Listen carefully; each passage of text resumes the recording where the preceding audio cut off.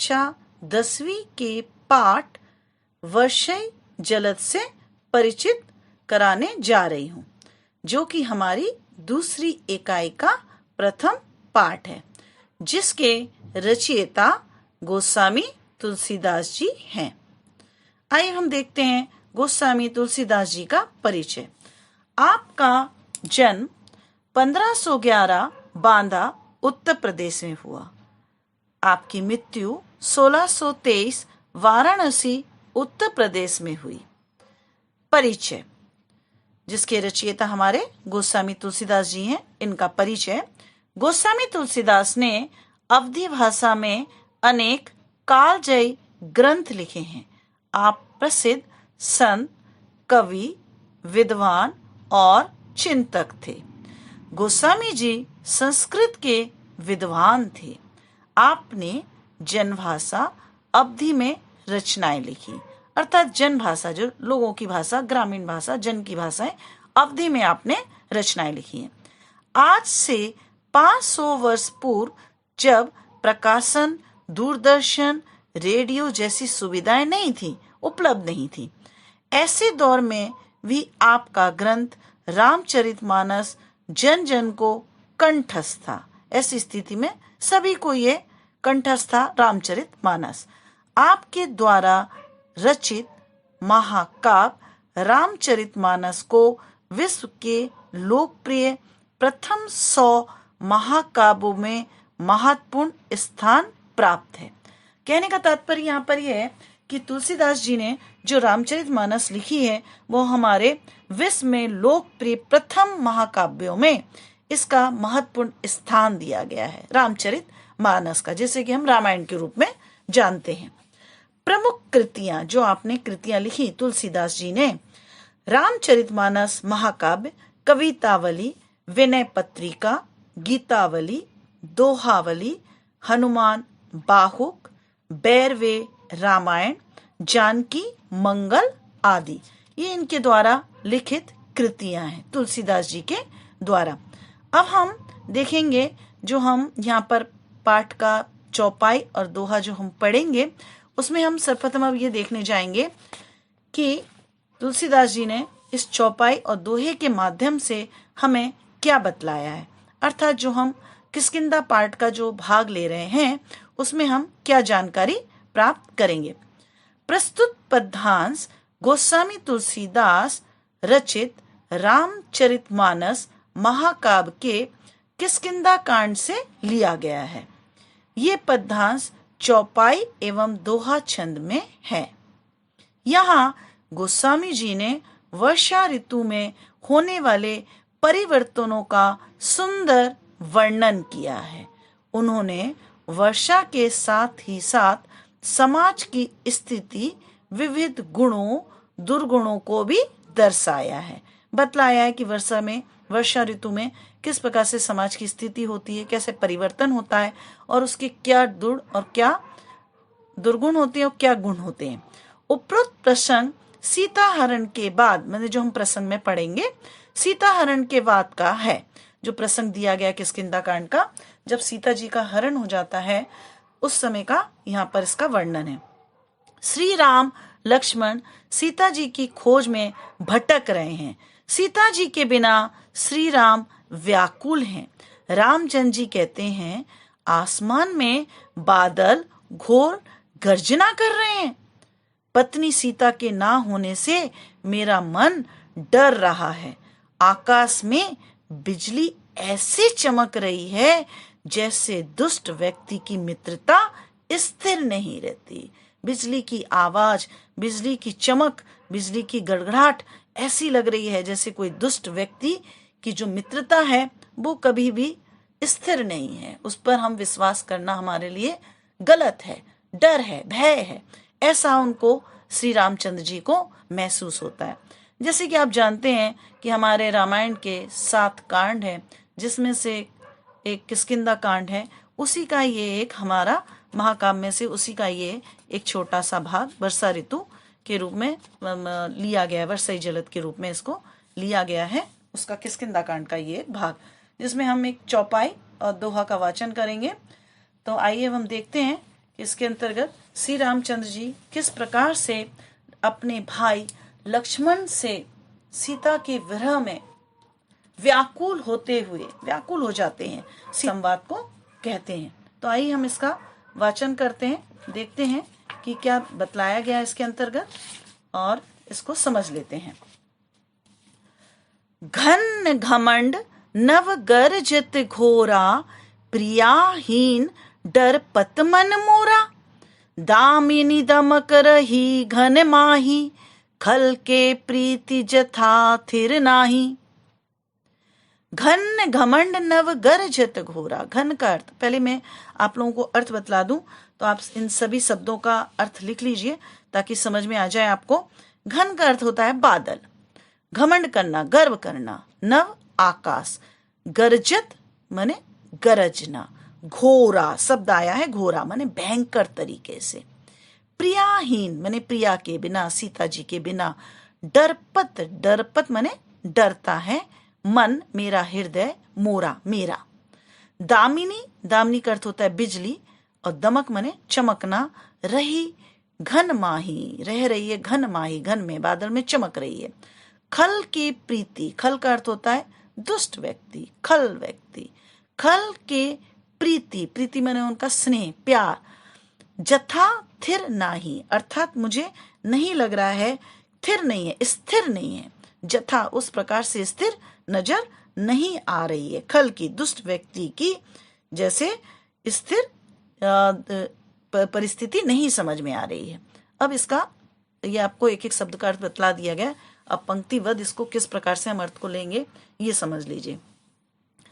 घन घमंड नव गर्जत घोरा, घन में बादल में जिस तरह से गर्जत घमंड के कारण बादल में, आकाश में जो बादल गरज रहे हैं, आकाश में जो बादल गरज रहे हैं, गर्जित घोरा, गरजने की जो उनकी आवाज है, ऐसा लग रहा है जैसे घमंड के कारण वो हमें गरज गरज के बतला रहे हैं।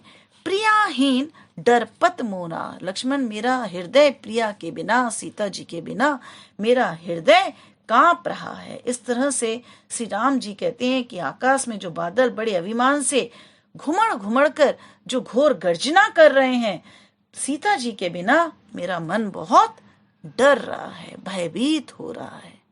दामिनी, दामिनी बिजली, दमक रही घनमाई, जो बिजली चमक रही है बादलों में रह रहकर, दमक रही घनमाई, खल के प्रीति जथा थिर नाई, जिस प्रकार से दुष्टों की प्रीति कभी स्थिर नहीं रहती है, उसी प्रकार से मुझे लग रहा है कि बिजली का चमकना प्रतीत हो रहा है, मानो कि जिस प्रकार से बिजली चमक रही है, जैसे कि दुष्टों की भी प्रीति कभी स्थिर नहीं होती है। आगे पंक्ति पर देखिए। वर्षई जलद भूमि निहारे, वर्षई जलद भूमि निहारे, जथा नवै बुध विद्या पाए, बूंद अगाध सरई गिरी कैसे, खल के बचन संत सह जैसे। वर्षई जलद, वर्षई माने वह बारिश के समय, जलद जो वर्षा हो रही है, पानी गिर रहा है, जल गिर रहा है, भूमि निहारे, जो भूमि है वो, भूमि का अर्थ आप जानते हैं धरती, निहार रही, पास आकर निहार रही है, वर्षा का जलद। जथा नवई बुध विद्या पाए, जथा माने उस प्रकार से, जथा जैसे, नवई, नवई का अर्थ होता है झुकना, नवई आघात पहाड़, आघात का अर्थ है प्रहार, बुद्ध विद्या पाए, जिस प्रकार से बुद्ध, बुद्ध माने विद्वान लोग विद्या पाते हैं, माने विद्वान होते हैं। बुद्ध आघात, आघात का अर्थ होता है कोई चोट पहुंचाना, आघात करना, प्रहार करना। सरई गिरी माने पहाड़ पर, कैसे, खल दुष्ट के वचन, संत से जैसे, जिस प्रकार से संत सहते हैं। ये इसका यहाँ पर शब्दों का अर्थ हुआ। वर्षई जलद भूमि निहारे, वर्षा के जल से जो भूमि पास आकर, जो जल पास में आकर, वर्षा के जल जो एकत्रित होकर, अर्थात आसमान में छाए हुए बादल जो धरती के पास आकर ऐसे बरस रहे हैं, धरती के पास, भूमि के पास आकर ऐसे बरस रहे हैं, जथा नवई बुध विद्या पाए, जैसे कि विद्या पाकर विद्वान नम्र हो जाते हैं। नवई माने झुक जाते हैं, नव हो जाते हैं, नम्र हो जाते हैं। जथा नवई बुद्ध माने विद्वान लोग, विद्या पाकर विद्वान होकर वो नम्र होते हैं। बूंद अगाध सही गिरी कैसे, गिरी माने पर्वत, बूंद जिस प्रकार से बूंदों के आघात को, उनके आघात प्रहार को जिस प्रकार से पहाड़ सहन करती है, खल के वचन संत जैसे, जैसे खल दुष्टों के वचन को संत माने संत व्यक्ति दुष्ट के वचन को जिस प्रकार से सह लेते हैं, सज्जन व्यक्ति दुष्ट के व्यक्तियों के वचन को जिस प्रकार से सह लेते हैं, जैसे कि पहाड़ बूंदों की चोट को सह लेती है।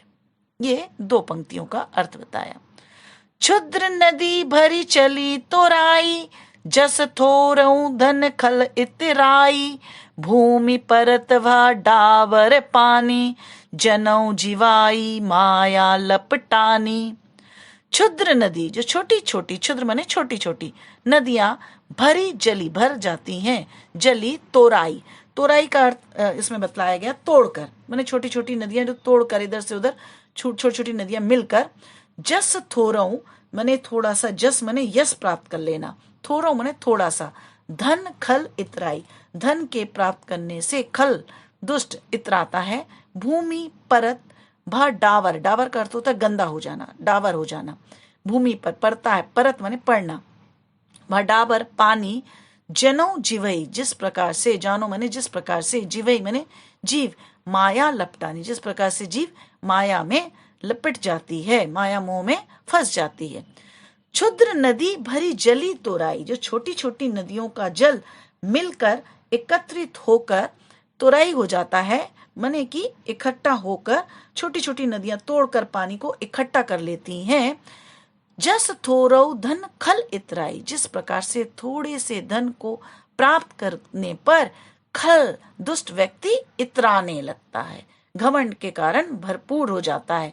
भूमि परत व डाबर पानी, भूमि पर जमीन पर जिस प्रकार से डावर पानी, भूमि पर पानी, बारिश का पानी गिरने पर भूमि जो है डावर हो जाता है, मैंने गंदा हो जाता है, मटमैला हो जाता है पानी। जनो जिव माया लपटानी, जिस प्रकार से माया के लपट में माने माया के फंदे में अच्छे व्यक्ति भी इनके मलिन, उनका मन कैसा हो जाता है, मलिन हो जाता है। यहाँ पर कहने का तात्पर्य है कि वर्षा के कारण जो छोटी छोटी नदियां हैं वो इस प्रकार से पानी को तोड़ते हुए एकत्रित हो जाती हैं, जिस प्रकार से थोड़ा सा धन पाकर दुष्ट व्यक्ति अभिमानी हो जाता है और अपनी मर्यादा को त्याग देता है। और वर्षा का जो शुद्ध पानी है धरती पर पड़ते ही कैसा हो जाता है, मटमैला, डावर हो जाता है, गंदा हो जाता है। और इस पवित्र शुद्ध जीव माया के फंदे में पड़ते ही हमारी जो मन की इच्छा है वो कैसी हो जाती है, मलिन हो जाती है। आगे की पंक्तियां देखिए। समेटी समेटी जल भरई तलावा, समेटी समेटी माने धीरे धीरे समेट समेट कर, इकट्ठा होकर, एकत्रित होकर। तो समेटी समेटी जल भरई तलावा, थोड़ी थोड़ी इकट्ठा होकर सिमट सिमट कर जो पानी है वो क्या होता है, एकत्रित होता रहता है। जिमी सद्गुण सज्जन पही आवा, जिस प्रकार से सद्गुण माने अच्छे गुण, सज्जन पही आवा उनके सद्गुण आते हैं। सरिता जल, जल निधि, जल निधि समुद्र, महु पाई जाई, होई अचल जिमी जीव हरि पाई, जिस प्रकार से मन अचल हो जाता है, अस्थिर हो जाता है जीव का हरि भगवान के पाने से। अब इसका अर्थ समझ लीजिए। धरती पर गिरा बरसात का पानी इकट्ठा होकर जो समेटी समेटी भल जल भरई तलावा, तालाब पर धरती का पानी जो गिर रहा है, बरसात का पानी इकट्ठा होकर तालाबों में ऐसा भर जाता है जैसे कि, जिमी माने जैसे कि, सद्गुण सज्जन पही आवा, कि सद्गुण व्यक्ति आहिस्ता आहिस्ता सज्जन व्यक्ति के पास चले जाते हैं, सज्जन व्यक्ति के पास, अच्छे गुण व्यक्ति के पास धीरे धीरे वो लोग उनके पास पहुंच जाते हैं। जैसे कि सिमट सिमट कर धीरे धीरे पानी तालाब से इकट्ठा होता है। सरिता जल जल निधि महु जाई, नदी का जल सागर में जाकर वैसे ही स्थिर हो जाता है। जल निधि सागर में जाकर, समुद्र में जाकर, जल निधि जो जल है जल में जाकर जल निधि पर समा जाता है, सरिता का जल, नदी का जल। तो सरिता का जल वैसे ही स्थिर हो जाता है जैसे जीव ईश्वर को पाकर अचल हो जाता है। होई अचल जिमी जीव हरि पाई, जिस पे हरि का, हरि माने भगवान को पाकर, ईश्वर को पाकर जैसे ईश्वर को पाकर अचल हो जाता है, अर्थात जीवन मृत्यु का आवगन से वो मुक्त हो जाता है। भगवान को पा लेता है, उसे किसी बात की चिंता नहीं होती है। तो ये यहाँ पर इस पंक्ति का अर्थ बताया। आगे दोहा देखिए, हरित भूमि तृण संकुल समुझई परई नहीं पंत, जिमि पाखंड विवाद ते लुप्त होई सद ग्रंथ। हरित मने हरे हरे, भूमि पर, तृण संकुल, तृण मने होता है तृण, घास की दूबा, तृण छोटे छोटे सी दूबा, संकुल, समुझई परई नहीं पंथ, पंथ मने रास्ता, समझे मने समझ में नहीं आता है। जिमी पाखंड, पाखंड मने कोई घमंड, पाखंडी दुष्ट व्यक्ति, पाखंड। विवाद ते, विवाद से, विवाद, विवाद का अर्थ विषाद से, लुप्त होई सदग्रंथ, लुप्त मने मिट जाना, होई सदग्रंथ, अच्छे ग्रंथ हमारे जिस प्रकार से नष्ट हो जाते हैं। अब इसका अर्थ है, हरित भूमि तृण संकुल मने हरी घास भूमि पर इतनी हो चुकी है कि हरी घास के कारण समझे ही नहीं पंथ, रास्ता नजर नहीं आता है। जिमी पाखंड विवाद ते, जिस प्रकार से पाखंड के प्रचार से विवाद ते लुप्त होई सदग्रंथ, अच्छा पाखंड के प्रचार से सदग्रंथ हमारे लुप्त हो जाते हैं, वैसी वर्षा ऋतु में धरती घास में पूर्णता ढक कर लुप्त हो गई है। घास इतनी भर चुकी है कि हमें रास्ता नजर नहीं आ रहा है, हरी हरी घास हो गई है, रास्ता नजर नहीं आ रहा है। जिस प्रकार पाखंड के प्रचार